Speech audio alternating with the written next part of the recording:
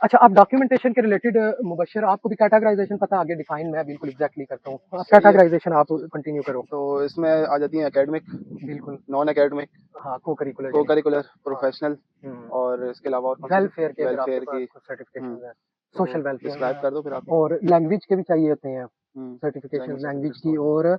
और recommendation letters भी चाहिए होते हैं। हम्म। सबसे पहले रिकमेंडेशन लेटर्स की बात करते हैं।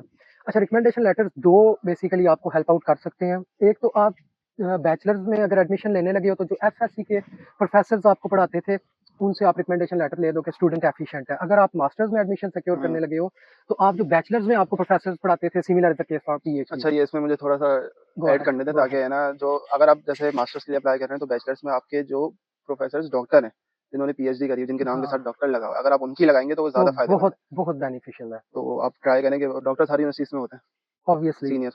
और दूसरा नंबर, ये पाकिस्तान से जो आपने रिकमेंडेशन लेटर ग्रैब करने हैं। सेकेंडली, आप इटालियन प्रोफेसर से इटालियन लैंग्वेज के अंदर लिखे हुए डॉक्यूमेंट्स लो, हम्म। रिकमेंडेशन लेटर लो। ये किसके लिए बता रहे हैं आप, कौन सी स्कॉलरशिप के लिए?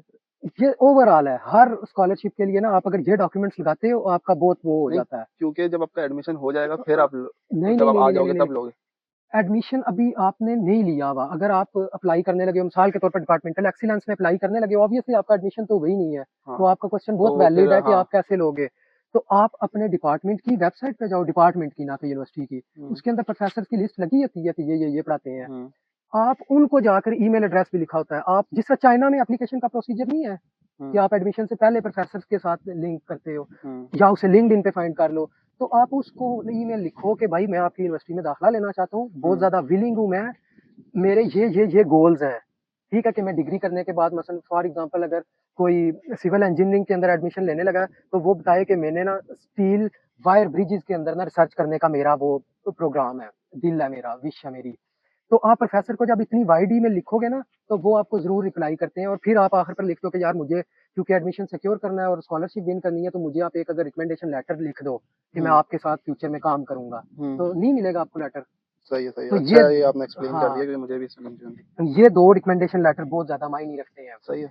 अच्छा, अब पर्टिकुलरली अगर मेरी बात की जाए तो मेरा लैंग्वेज के बारे में, अब हम लोग सेकंड कैटेगरी में आते हैं। तो मेरे पास इंग्लिश एक्सेस माइक्रो स्कॉलरशिप एक प्रोग्राम होता था, पता नहीं कराची में होता था या नहीं, लेकिन नहीं, मैंने कश्मीर ऐसा में ना कुछ नहीं सुना। यूएस एम्बेसी जो पाकिस्तान के अंदर है ना, वो उसको फंड करती थी।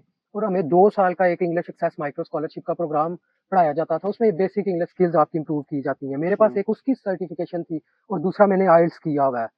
तो ये दो सर्टिफिकेशंस मैंने ना, आइल्स हो गया, पीटी हो गया, डोलिंगो हो कुछ गया। भी डोलिंगो, कुछ भी, लेकिन जो कुछ भी यार, और इंग्लिश प्रोफिशिएंसी सर्टिफिकेट भी आप हाँ, यूनिवर्सिटी यूनिवर्सिटी से आप बनवा सकते से हैं वो। बनवा सकते हो। लेकिन बेहतर ये है कि यार आइल्स पीटी या कुछ भी डोलिंगो बिल्कुल पता नहीं 70-80 यूरो का है, वो कर लो आप, आपके आज नहीं तो कल हम्म। जरूर काम आएंगी, ये चीजें पे बैक जरूर करती हैं।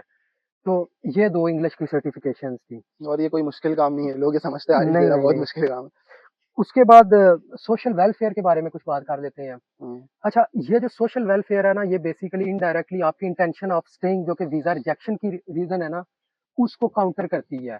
हम्म। कि देखो, अगर पाकिस्तान में एक बंदा सोशल वेलफेयर कर रहा है, तो वो अपनी सोसाइटी के साथ, अपने मुल्क के साथ बहुत ज्यादा मोहब्बत करता है। तो हम्म। ऑब्वियसली वो कल को आकर अपने मुल्क को सर्व करेगा।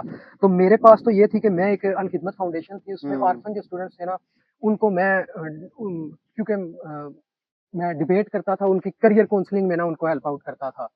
सही है। फंक्शंस पे उनके जाता था और वहाँ स्पीच डिलीवर करता था कि आप करियर को अपने कैसे चूज कर सकते हो। अच्छा, तो इसमें मैं एक चीज़ पूछना चाह रहा हूँ कि मेरे यूनिवर्सिटी में एक कोई कोर्स था, क्रिटिकल थिंकिंग का या इस तरह कोई नाम था। हाँ। उसमें एक हमारा ये मैंडेटरी पार्ट था कि आप बाहर किसी एनजीओ के साथ मिलके कोई काम करेंगे। तो बिल्कुल। समझे, मैंने किसी एनजीओ के साथ, हम लोगों ने एक टीम थी हमारी, तो उसके साथ मिलके डोनेशंस करी थी, और उसका हमें सर्टिफिकेट भी मिला था उस एनजीओ से। तो ये भी उसमें काउंट वो होता है सर्टिफिकेशन आप लगाओ उस सेक्शन में, अपने कि वेलफेयर, वेलफेयर में काउंट होगा। वेलफेयर में सही है। काउंट होगा, ये आप उसमें लगाओ।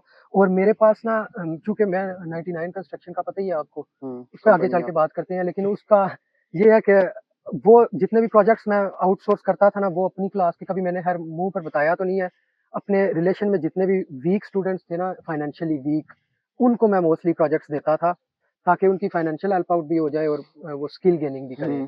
तो you can hunt two birds with one arrow. तो ये भी मैंने, चूंकि उधर स्कॉलरशिप विन करनी थी, तो फिर मैंने एक्सपोज कर दिया, मैंने बोला चलो बता देते हैं आज। तो ये बेसिकली कैटेगराइजेशन है सारी वेलफेयर की। अब आप अपने अकॉर्डिंग इसको मोल्ड करके देख लो, आप क्या प्रोवाइड कर सकते हो? करते हैं, गर्मी हो रही थी मैंने बटन खोल लिया। हम धूप में बैठे हैं ऊपर। तो अच्छा फिर आप एकेडमी की जो कैटेगराइजेशन है वो बता दें जल्दी हाँ, बिल्कुल। अच्छा यार, अभी वीडियो काफ़ी लंबी हो रही है, अब इसको जल्दी जल्दी फ़ास्ट वाइंड अप करते कर। हैं। यार एकेडमिक में आपके नर्सरी क्लास से लेकर किंडरगार्टन से लेकर आपके बैचलर, मास्टर जो भी आपकी लास्ट डिग्री है, उस तक जितने भी आपके अवार्ड्स हैं, वो आप सब शो करो। मैं चूँकि बचपन से पोज़ीशन होल्डर था, मैंने उन सारे रिज़ल्ट कार्ड अपने ना लगाए साथ। हम्म। उसपे पहले ना हमारे उधर लिखा जाता था फर्स्ट पोज़ीशन, सेकंड पोज़ीशन, वो मैंने सारे हम्म। लगाए उस पर। फिर ये है कि 14 टाइम्स ना मैंने 14 बार ना स्टेट टैलेंट अवार्ड विन किया हुआ है, हर अच्छा। क्लास में यानी कि।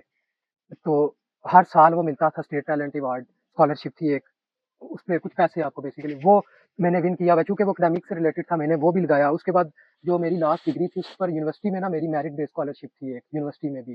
तो वो भी मैंने उसकी भी सर्टिफ़िकेशन साथ लगाई।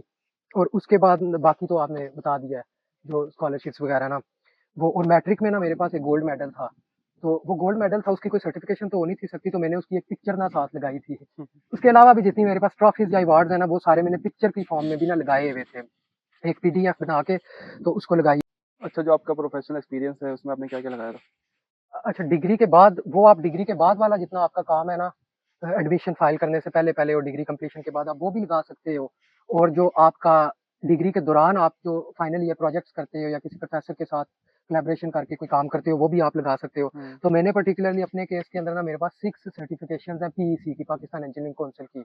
वो वर्कशॉप्स होती थी, वो मैंने अटेंड की है, वो लगाई। उसके बाद ना मैंने अपनी यूनिवर्सिटी के दौरान ही ना 4th सेमेस्टर के अंदर ना यूनिवर्सिटी ऑफ सेल्फोर्ड जो यूके में है ना, उससे मैंने एक सर्टिफिकेशन ली थी क्वांटिटी सर्वेइंग की। तो वो मैंने साथ अटैच की। उसके बाद काफ़ी सारी इंजीनियरिंग वर्कशॉप्स मैंने अटेंड की हुई हैं। वो मैंने उसका जितने भी सर्टिफिकेट्स थे वो लगाए, जिसमें बीम मॉडलिंग और designing, AutoCAD designing, structural analysis, और काफ़ी सारे जो जितनी भी वर्कशॉप्स होती थी ना, वो मैं सब मैंने सर्टिफिकेशंस लगाई। ऑल्दो कुछ मैंडेटरी नहीं भी थी, लेकिन मैंने लगा दी सारी। हम्म। मैंने बोला अगर इनके मार्क्स मुझे ना मिले तो ना मिले, लेकिन अगर मिल गए तो प्लस पॉइंट ही है। उसके बाद ये है कि प्रोफेशनल एक्सपीरियंस में मैंने एक इंटर्नशिप की हुई है चौथे सेमेस्टर के बाद, वो आप लोग भी शायद करते हो। हम्म। वो उसकी सर्टिफिकेशन मैंने लगाई।